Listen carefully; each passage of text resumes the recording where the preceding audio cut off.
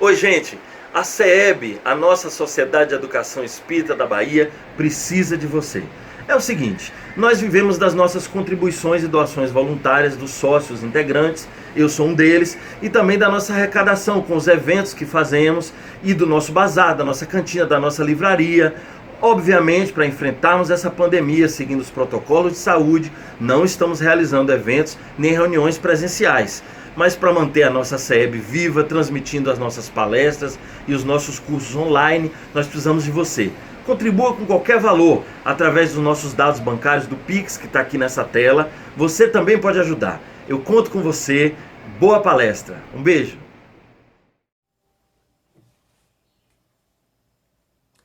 Boa tarde a todos. Para quem não me conhece, eu sou Arthur Mascarenhas e fui convidado pelos companheiros da SEB para hoje falar com vocês um pouco sobre o tema Aprendendo a nos amar. Eu queria começar essa palestra fazendo uma saudação e agradecendo a todos os companheiros da SEB. A SEB, ela é a minha casa mater, né? Então é a instituição espírita que eu ajudei a fundar e também onde eu realizei os meus estudos, né, sobre a doutrina espírita. E na qual eu tenho alguns dos meus melhores amigos. Então, para iniciar, eu queria enviar vibrações de muito amor, de muita luz para todos vocês, né? E antes da gente começar propriamente dito a nossa palestra, eu queria fazer uma pequena oração na forma de um mantra, né? Um mantra dedicado ao Mestre Jesus. O Mestre Jesus nos ensinou que onde dois ou mais estivéssemos em seu nome, aí ele se encontraria. Então, quando nós elevamos o nosso pensamento ao Mestre Jesus, quando nós nos conectamos a Ele, através dos pensamentos e dos sentimentos, Ele se faz presente espiritualmente, iluminando as nossas vidas, inspirando as nossas atitudes. Então eu vou convidar vocês todos a fechar os olhos e ouvirem um pequeno trechinho desse mantra, que é uma evocação ao Mestre Jesus. Jesus,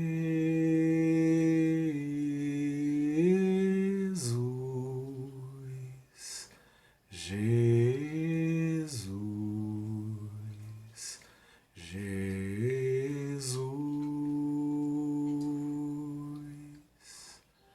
Jesus, Jesus,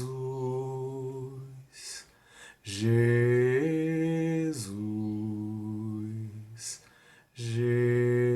Jesus,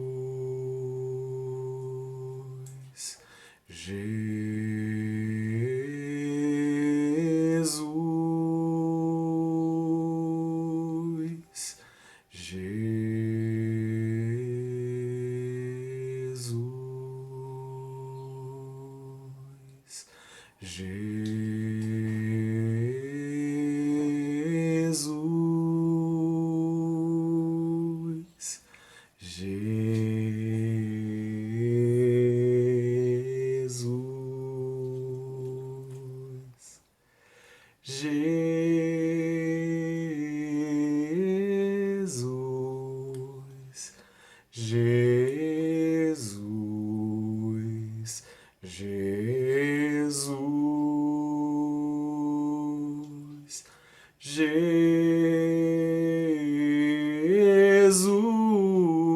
Jesus, Jesus,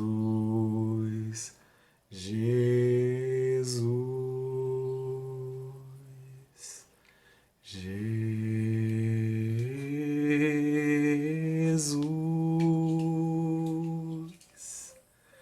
Jesus.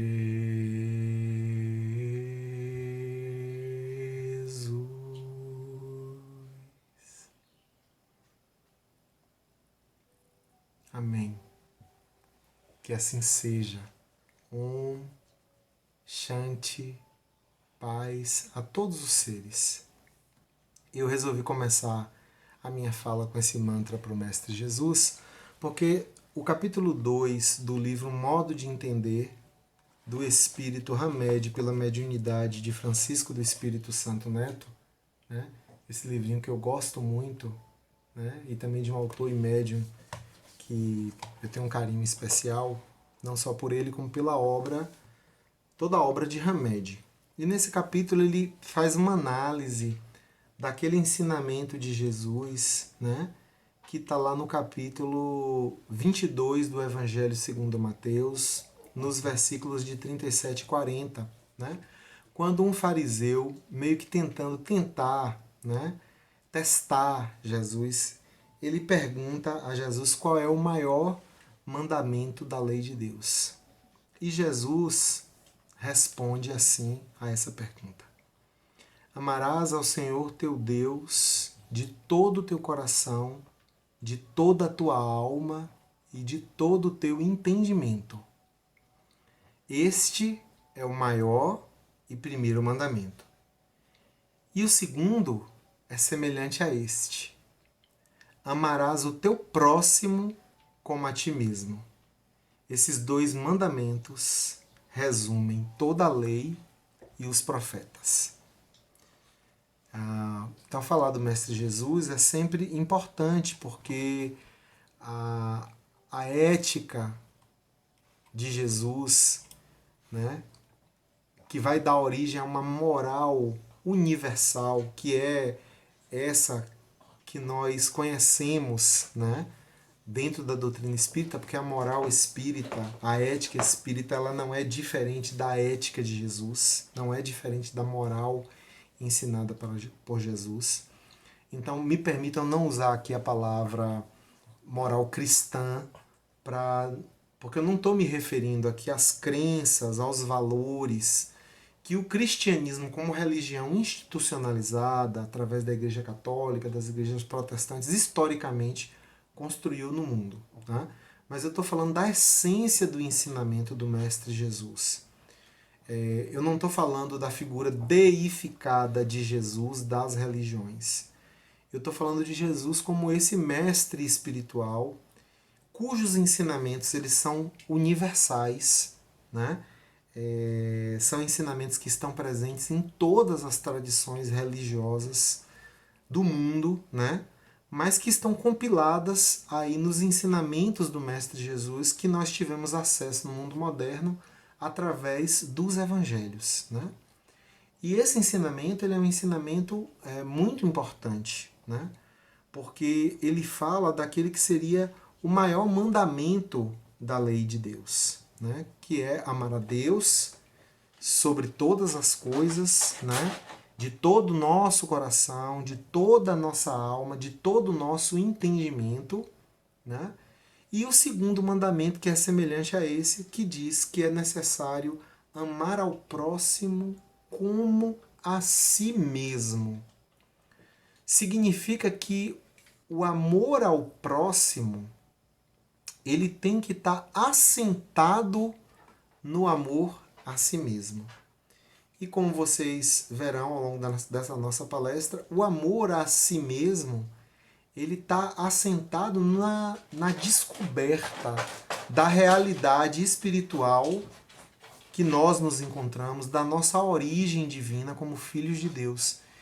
E a gente precisa se reconectar a esse lugar onde Deus habita dentro de nós.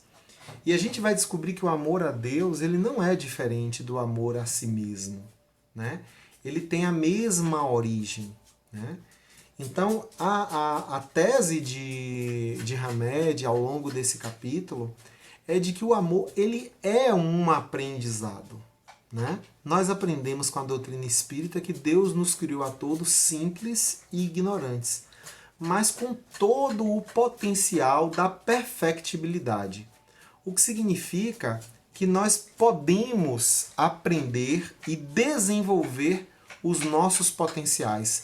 É como se cada espírito fosse como uma semente que contém em si todo o potencial, né, da planta que a semente pode ser. No caso do espírito, todos os nossos potenciais espirituais refletem aquilo que nós somos, refletem a nossa herança espiritual. Se nós somos filhos de Deus, né? Se nós somos suas criaturas, nós somos os seus herdeiros naturais e fomos criados por Deus para a perfeição.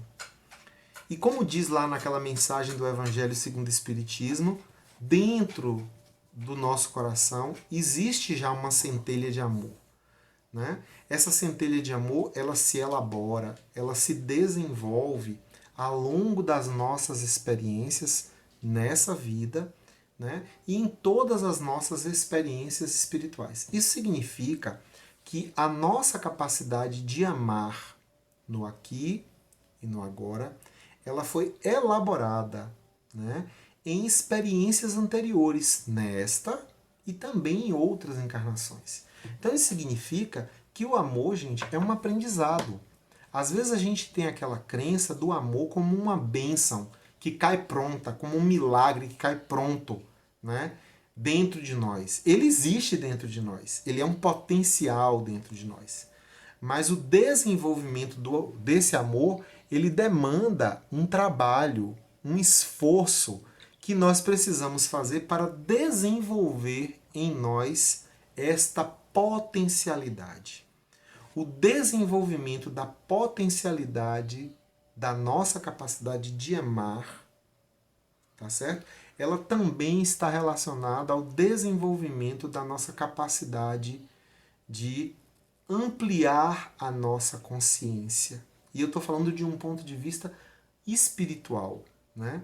Ampliar a nossa consciência significa trazer novos modos de entender.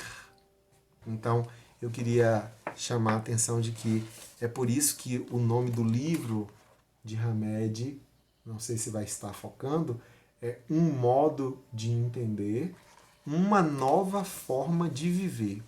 Porque quando nós conseguimos renovar os nossos modos de entender, né? E apesar de eu estar apontando somente para a cabeça, renovar os nossos modos de entender também passam necessariamente por renovar a nossa forma de sentir. Quando nós somos capazes, então, de mudar a maneira como nós pensamos, como nós percebemos a realidade, né? As cognições são renovadas, né? Quando nós mudamos a nossa forma de pensar, né? Essa mudança na forma de pensar, ela vai se refletir numa mudança na forma de sentir. E para isso a gente precisa se desvincular de todas as crenças limitadoras, de todos os mitos, de tudo aquilo que construiu em nós, né, esse entendimento que nos afasta da nossa verdadeira natureza espiritual, que nos afasta do entendimento de que somos seres criados por Deus, somos seres, portanto, espirituais, que estamos passando por uma experiência material. E a finalidade, portanto, o propósito, né? Ou como diriam os indianos, a filosofia indiana, né? Com a palavra sânscrito dharma, né? O propósito para o qual nós estamos aqui é a gente realizar essa nossa capacidade de expandir a nossa consciência, de transformar a nossa forma de pensar, a nossa forma de sentir, para que essa mudança íntima se repercuta na nossa forma de agir no mundo, na nossa forma de viver no mundo, né? E essa transformação do pensar, do sentir e do agir, que leva a uma ampliação da nossa consciência, uma ampliação da nossa capacidade de observação e de entendimento da realidade na qual nós estamos inseridos, como espíritos encarnados, né?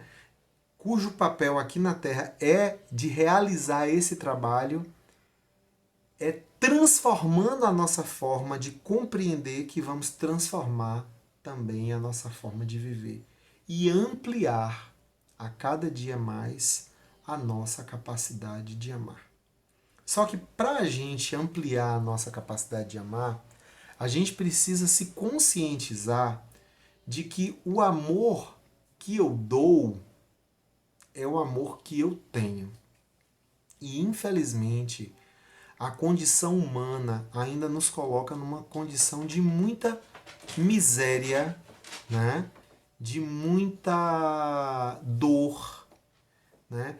E de muitas concepções equivocadas que nós construímos mentalmente, cognitivamente, psicologicamente, espiritualmente, como defesas diante da realidade, muitas vezes para nós ainda com uma compreensão limitada, uma realidade que se mostra ameaçadora, uma realidade que se mostra difícil, né?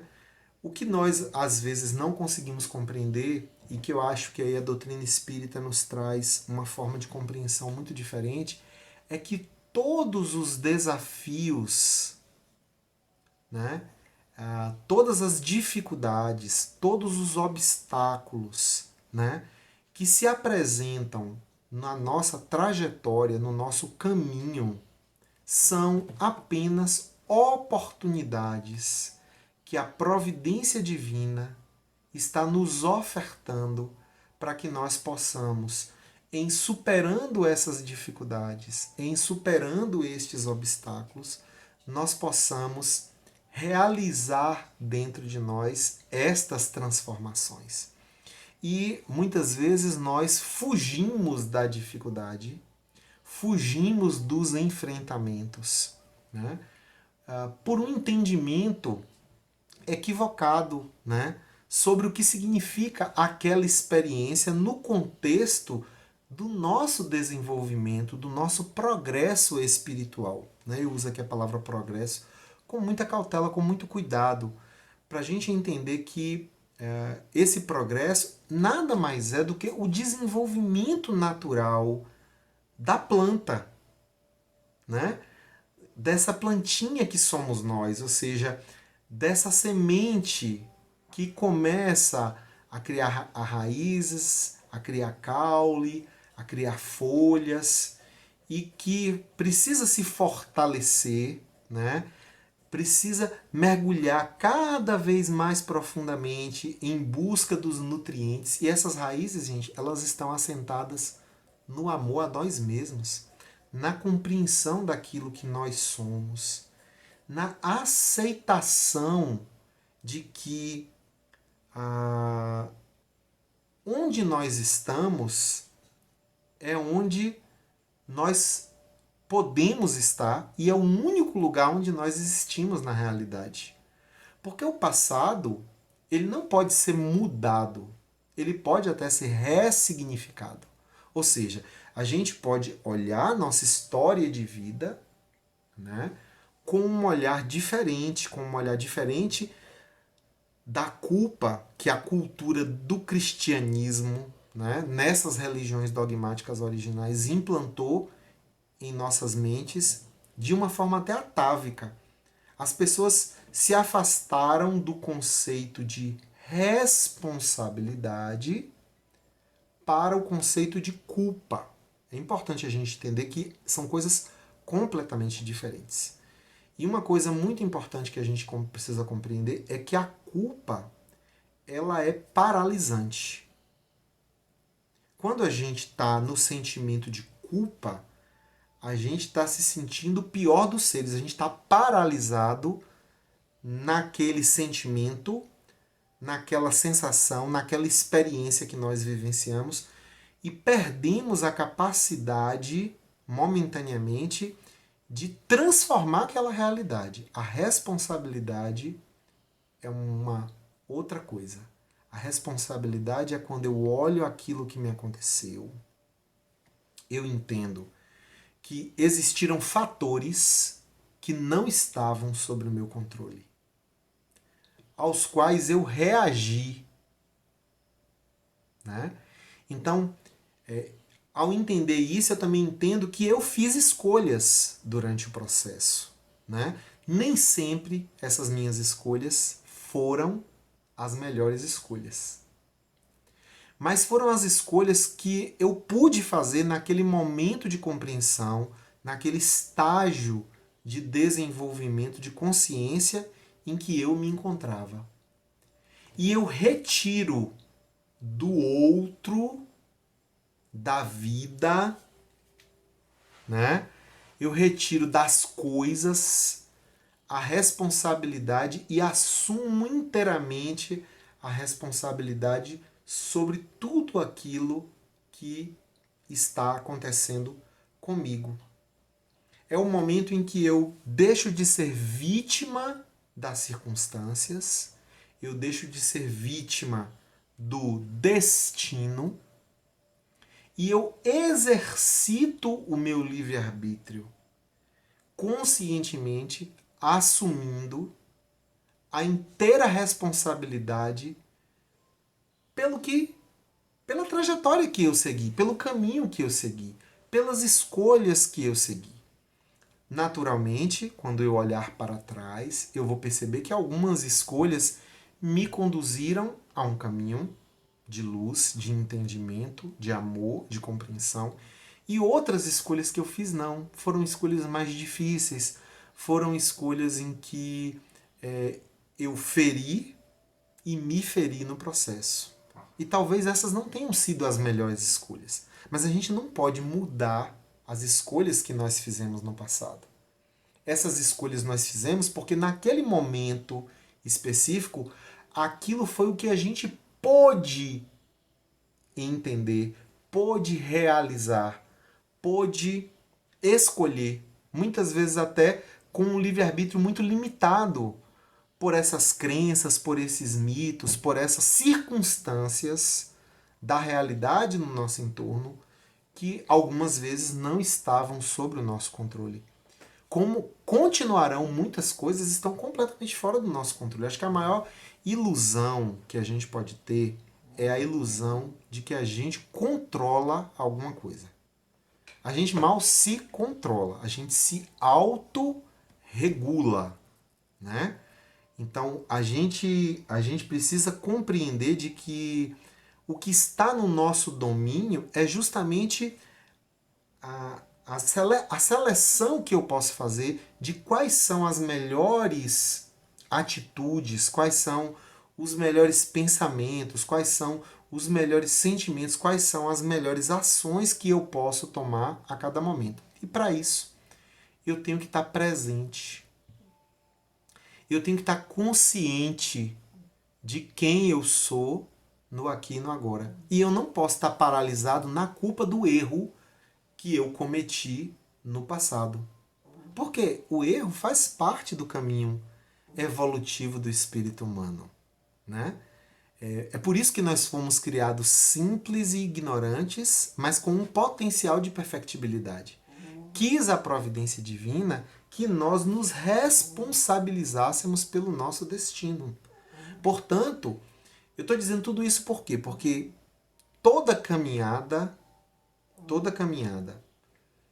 todas as nossas ações, todo o nosso viver a partir de agora, se nós não estivermos conscientes da nossa trajetória, das nossas escolhas no aqui e no agora, nós estaremos sempre refletindo quem nós fomos no passado, reagindo a condicionamentos mentais, emocionais do passado.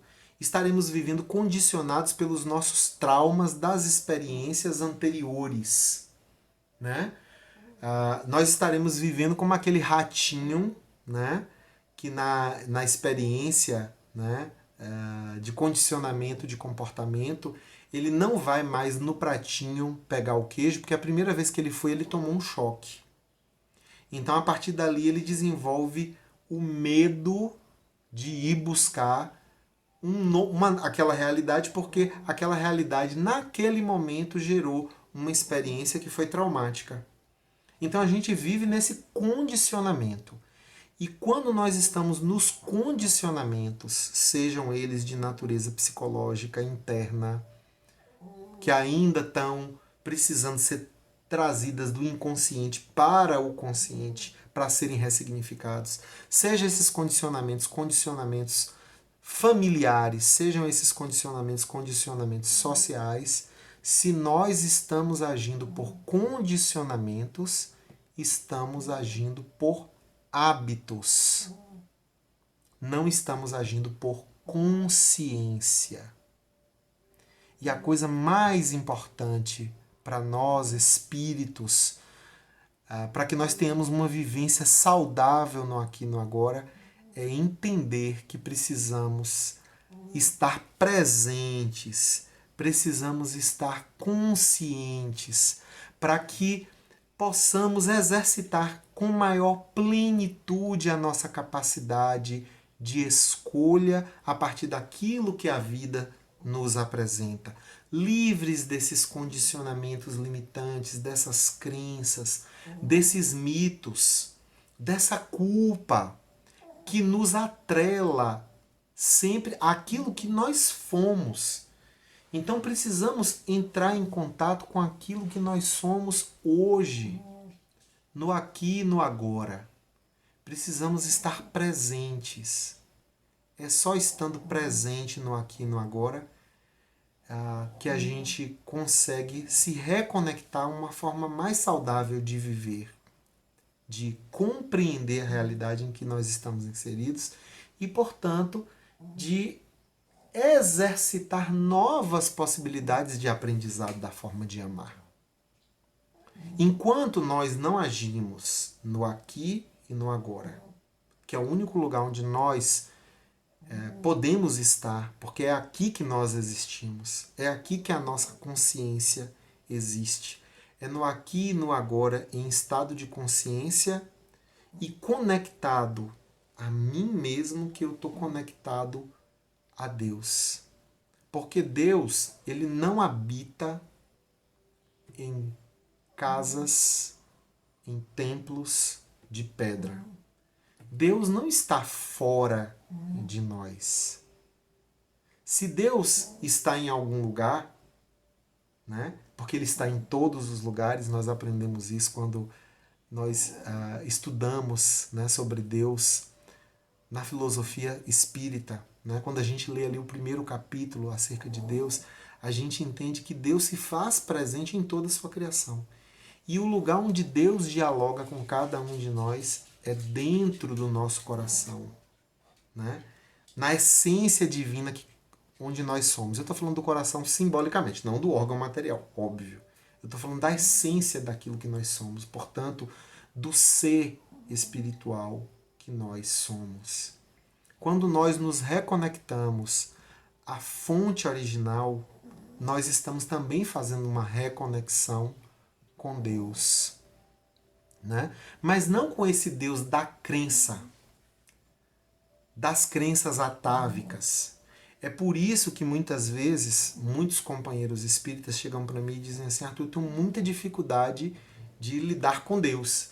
Eu entendo melhor Jesus, eu converso melhor com os espíritos, eu compreendo melhor o diálogo com os mentores, mas eu tenho alguma dificuldade de ter um entendimento maior e um contato maior com Deus.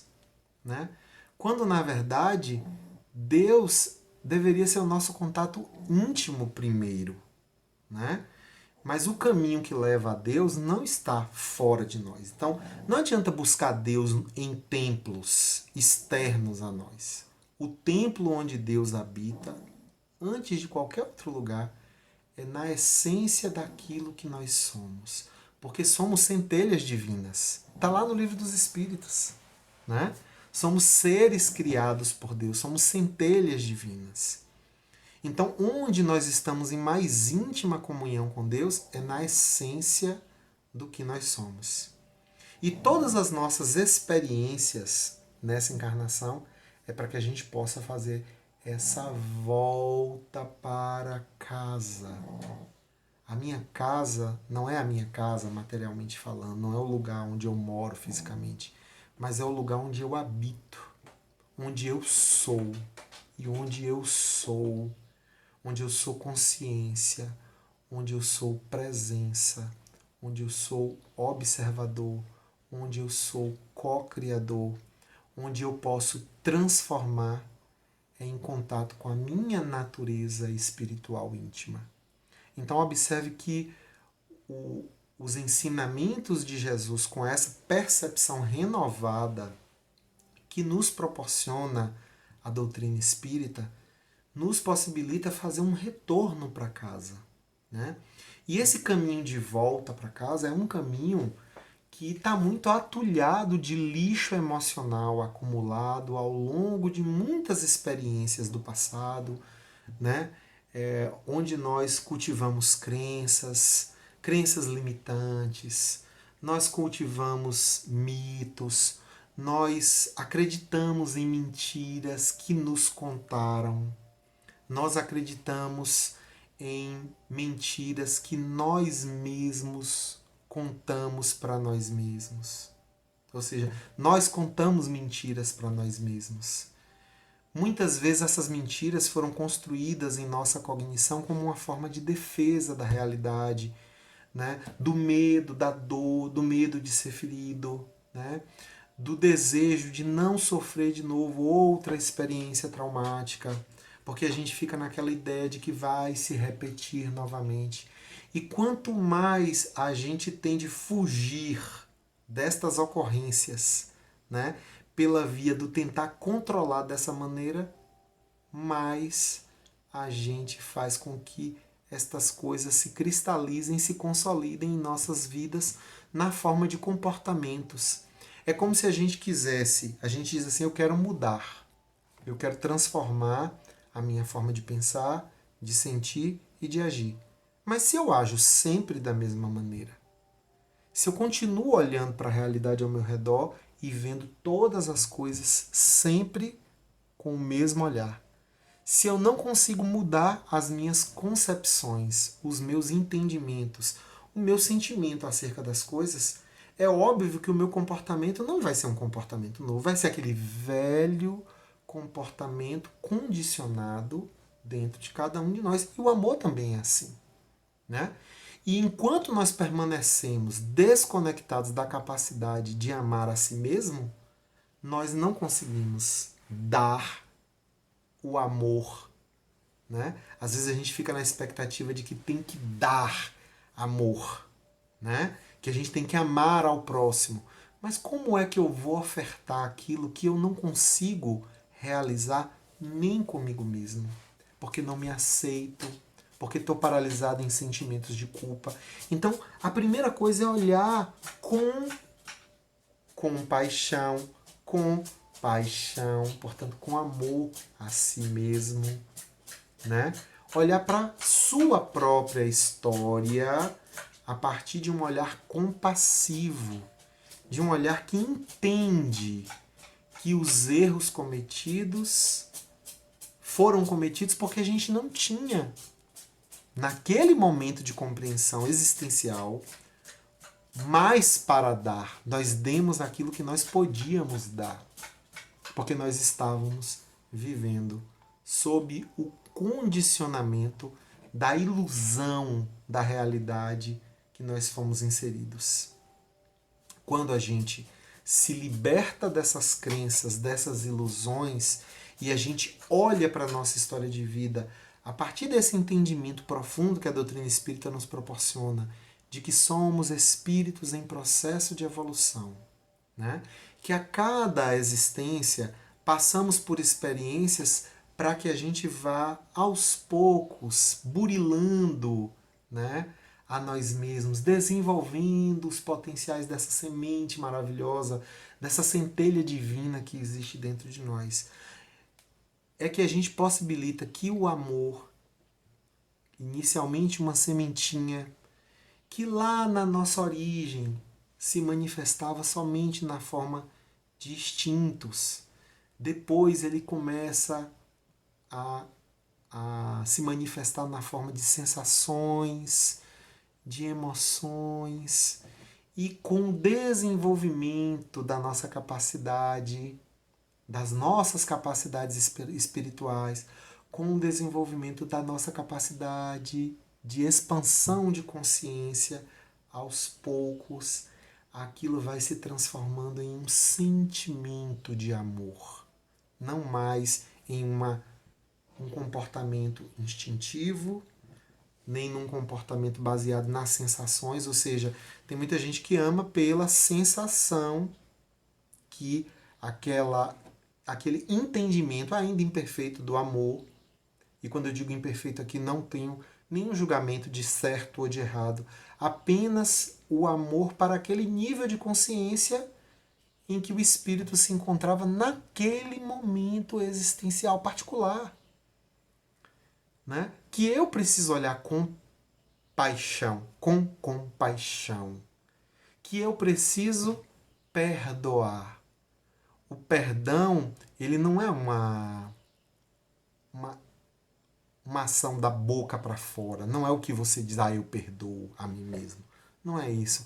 É uma ressignificação completa dos seus sentimentos, das suas emoções, das suas vivências. E aí, quando você chega nesse entendimento, você faz um salto quântico, um salto, né, daquele nível ainda inferior de entendimento e, portanto, também da capacidade de amar para um próximo nível permitido, possível, a partir dessa nova compreensão renovada que se instalou com sua mudança de cognição. Dá trabalho, muito trabalho, muito trabalho. É trabalho de uma vida só? Não, não é trabalho de uma vida só. Mas é um trabalho que se realiza no aqui e no agora. Né? É no aqui e no agora que nós precisamos buscar essa reconexão conosco, né? Através de um olhar compassivo com a nossa história, a partir da ressignificação da nossa história de vida, portanto, uma ressignificação do passado, que não pode ser alterado, mas pode ser ressignificado, da construção de novos valores, da remoção do lixo emocional que ficou nessa história toda, né? É por isso que Jesus, em determinado momento, diz assim: olha, na hora que você vai orar, né?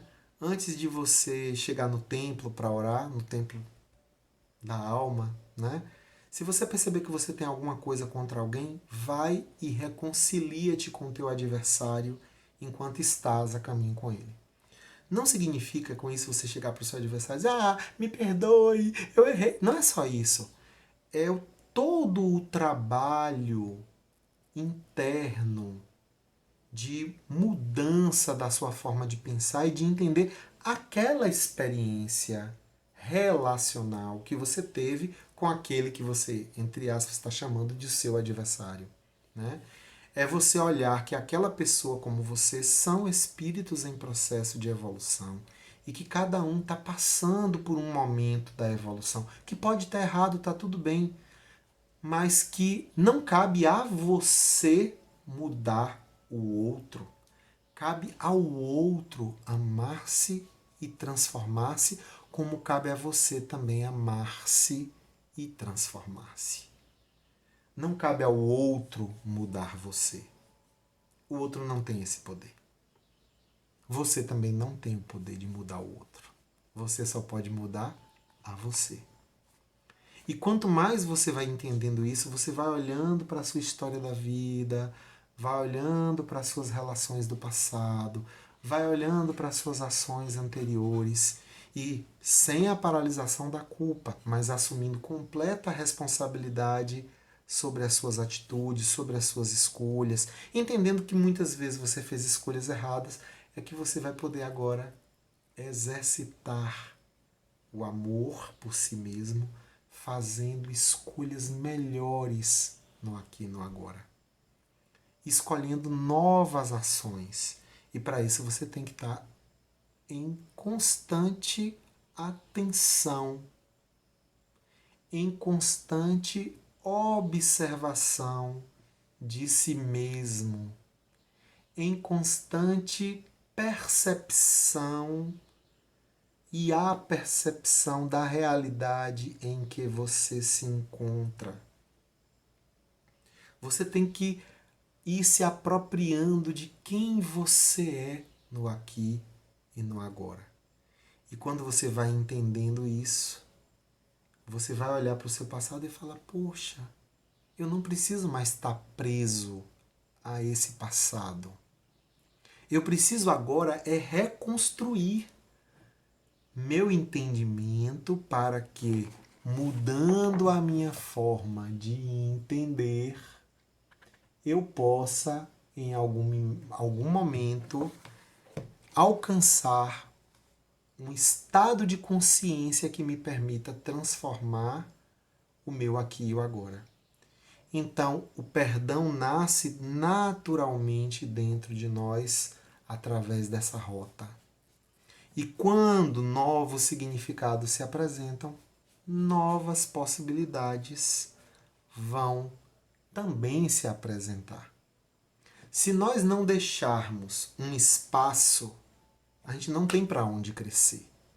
Então, enquanto nós estivermos com a nossa mente, com o caminho que conduz de volta ao nosso coração, atulhado de lixo emocional, enquanto nós estamos carregando essa bagagem pesadíssima na forma de culpa, não sobra energia da vida, não sobra espaço para crescer, espaço para transformar, espaço para mudar. Então, somente quando nós aprendemos a amar a si mesmo é que a gente vai ter um olhar diferenciado sobre todas as pessoas ao nosso redor. E esse olhar diferenciado vai nos habilitar também a escolher melhor, a dizer sim e a dizer não. Hamed chama a atenção para um aspecto muito importante. É que quanto mais a gente faz essa transformação, quanto mais a gente aprende a amar, mais a gente busca e deve buscar se desvincular daquilo que não é saudável para nós. De comportamentos, de lugares, de crenças, de pessoas, de obrigações, porque a nossa obrigação como espírito é, acima de tudo, primeiro com a gente mesmo. Muitas pessoas vão olhar para as escolhas que nós vamos fazer e não vão concordar. E elas têm o direito de não concordar. Mas também entendendo que cada um é que sabe a dor e a delícia de ser o que é. As escolhas, se nós fizermos escolhas conscientes, mesmo que essas escolhas nos levem a caminhos que muitas vezes as pessoas não vão entender, vão olhar para você e vão dizer: meu Deus, por que ele está agindo assim? Né? Por que ele fez essa escolha? Mas se você estiver agindo a partir de um lugar de consciência, de amor e de respeito a si mesmo, né? Aquilo que aparentemente, que momentaneamente pode parecer uma ruptura, né? É na verdade a possibilidade de reconstrução de uma nova condição, de um novo espaço aberto para a expansão da sua capacidade de compreender o mundo e de amar. Então, de posse do amor que eu sou, um amor mais maduro, um amor mais verdadeiro, um amor sincero consigo próprio, um amor baseado, então, na verdade daquilo que eu sou como espírito em processo de evolução. Não das aparências, dos nossos comportamentos, da nossa persona, que a gente valoriza tanto a personalidade. E quando a gente estuda um pouco da psicologia, que nós chamamos de personalidade, e que nós às vezes valorizamos tanto esta personalidade, como se a personalidade fosse o que nós somos. Nós não somos a nossa personalidade. Somos espírito. Somos centelha divina. A nossa personalidade é uma construção, né? Uma construção que passa então aí pela nossa estrutura psicológica, pelo nosso ego, né? Pelo nosso superego, pelo nosso id, pela construção das nossas defesas, das nossas crenças, ao longo das nossas experiências, mas não é quem nós somos. Então, não é você destruir o ego, é você entender o papel do ego na organização das coisas e colocar o ego no lugar que lhe compete. E quando a gente entende isso, a gente começa a viver no mundo, né, de uma forma mais verdadeira, de uma forma mais presente, de uma forma mais consciente. Não significa com isso que a gente vai parar de errar. Equívocos vão acontecer, tropeços na caminhada vão acontecer. Mas se você estiver consciente, você vai parar, respirar, olhar o que aconteceu, aprender com aquela experiência e entender que você precisa continuar a sua caminhada, ressignificando, se oportunizando novos modos de pensar, de sentir e de agir e, consequentemente, de amar. Amar ao próximo como a si mesmo. E um amor a si mesmo que te reconecta àquele lugar onde Deus habita. E aí, quando a gente entende que é aqui dentro de nós onde Deus habita, né? É aqui onde estamos em comunhão com Ele. É aqui onde é onde nós também somos Deus. É que tomando posse desse lugar, vamos estar construindo a possibilidade de alcançar aquele grau de maturidade espiritual que um dia vai nos permitir chegar àquela posição que Jesus disse assim: eu e o Pai somos um. Ou seja, Jesus não está querendo dizer eu sou Deus. Jesus está querendo dizer que eu estou em comunhão com Deus, para que os meus pensamentos, as minhas emoções, os meus sentimentos e as minhas atitudes sejam uma manifestação da vontade de Deus, da presença de Deus que se faz dentro de cada um de nós. Então a gente só vai alcançar esse entendimento do amar a Deus sobre todas as coisas, de todo o nosso coração, de todo o nosso entendimento, de toda a nossa alma, quando a gente entender que o caminho que conduz a Deus é o caminho que conduz ao amor. Então eu quero terminar essa minha fala com uma oração que eu aprendi com Paramahansa Yogananda, né? Então vou convidar vocês a fechar os olhos e ouvirem essa oração que diz assim: Deus, Tu és luz e essa luz preenche tudo que existe. Ela está fora de mim e ela está dentro de mim. Nela eu vivo, eu respiro e eu me movimento. E Tu nos ensinaste, Senhor, que somos feitos à Tua imagem e semelhança. Deus, Tu és o oceano de paz infinita e nós somos apenas ondulações na superfície. Mas Tu nos ensinaste, Senhor, que fomos criados à Tua imagem e semelhança. Deus, Tu és amor e fomos criados à Tua imagem e semelhança.